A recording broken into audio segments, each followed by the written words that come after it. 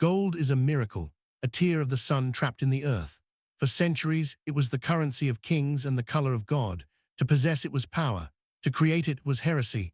But in the late 15th century, amidst the soaring Gothic spires of Paris, one man dared to do both. And his secret would not be found in a sorcerer's grimoire, but in the heart of a new industrial age. His name was Étienne Dubois. He was not a nobleman, nor a high-ranking cleric.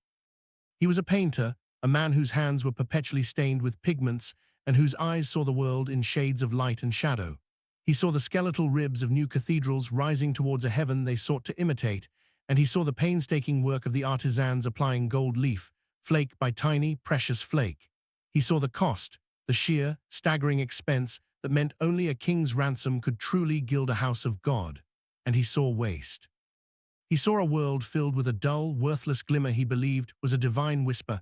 One day, Étienne disappeared from the painters' guilds. He vanished into a murky workshop on the banks of the Seine, a place that soon began to billow strange-smelling smoke and emit an unsettling golden glow at night. The whispers began. Was he a madman, a sorcerer, a devil worshipper? The answer came a year later when he emerged, blinking in the sunlight, carrying a simple wooden crate. Inside were pots of paint. A paint that shone with the pure, unwavering light of the sun. He called it Aurum Eternus, eternal gold. It was a revolution in a pot. Where traditional gilding was delicate and astronomically expensive, Étienne's paint was brilliant, durable, and most shocking of all, affordable. He told the abbots and bishops that he had perfected an alchemical process, a secret handed down through his family, to create a liquid gold that was both beautiful and blessed. They were skeptical at first, but the results were undeniable. On the vaulted ceilings of St. Severin, his gold blazed brighter. On the sculpted saints of St. Gervais, his paint endured the rain and sleet of a Parisian winter without fading. Soon, cathedrals across Paris were clamoring for Aurum Eternus. Étienne Dubois, the humble painter, became one of the wealthiest artisans in the city. But success breeds envy, and envy breeds suspicion. The Goldsmiths Guild, whose members saw their livelihood threatened, began to whisper in the ear of the most powerful man in Paris, Bishop Renaud. The bishop was a man of stone and scripture, a man who believed in miracles performed by God, not by a painter in a smoky workshop. He saw Étienne's impossible gold not as a blessing, but as a deception, a fraud played upon the very house of the Lord. The accusation came like a thunderclap. Étienne Dubois was summoned before an ecclesiastical court held in the cavernous hall of Notre Dame itself. The charge, fraud and potential heresy. The cathedral was packed. On one side sat the glowering members of the Goldsmiths Guild. On the other, the nervous abbots who had used his paint, and at the head, on a carved wooden throne, sat Bishop Renaud, his face a mask of grim certainty. "You have sold us a lie, Master Dubois," the bishop's voice boomed, echoing off the stone walls. "You have taken the mud and filth of this earth, dressed it up with cheap chemicals and trickery, and passed it off as the sacred metal. You have sold us gilded dirt." A hush fell over the hall. Étienne stood alone in the center, a small figure against the vastness of the cathedral. He was not dressed in the fine silks his wealth could now afford, but in his simple, stained-work leathers. He bowed his head slightly. "Your Eminence," he said, his voice calm and clear, "I have not sold you a lie. I have sold you the truth." The bishop scoffed. The truth is that you are a charlatan. Can you prove otherwise? Can you stand before God and these witnesses and turn lead into gold?"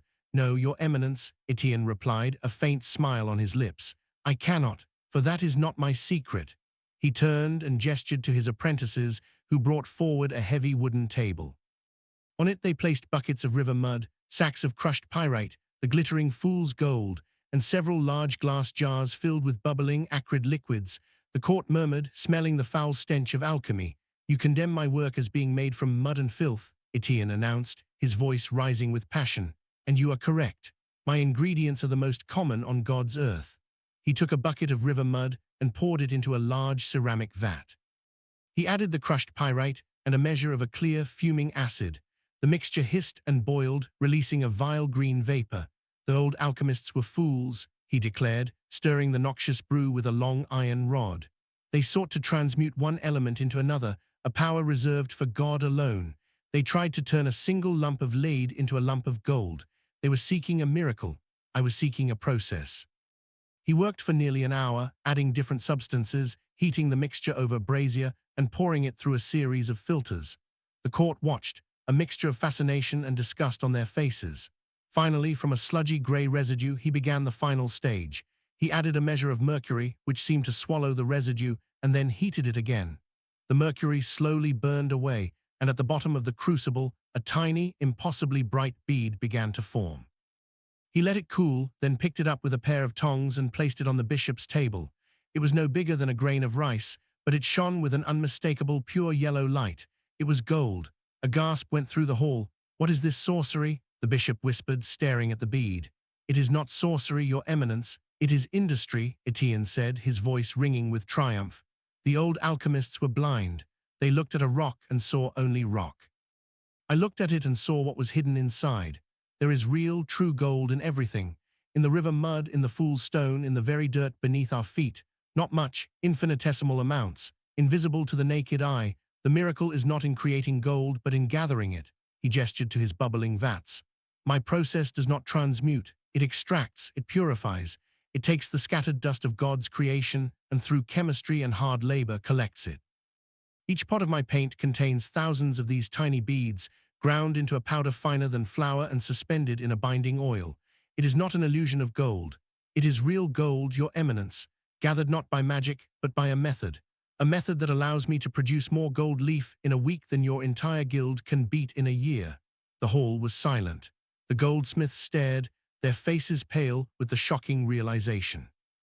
The bishop looked from the tiny bead of gold to Étienne's stained hands, and finally to the golden saints gleaming high above them. He understood. This was not heresy. This was something far more powerful. It was the future. Étienne Dubois was exonerated. He did not sell gilded dirt. He had found a way to harvest the sun itself. He wasn't the last of the old alchemists. He was the first of the new chemists. A pioneer who understood that true power wasn't in changing the nature of things, but in mastering the processes to unlock the value already hidden within them. He never turned lead into gold. He turned ingenuity into a golden age.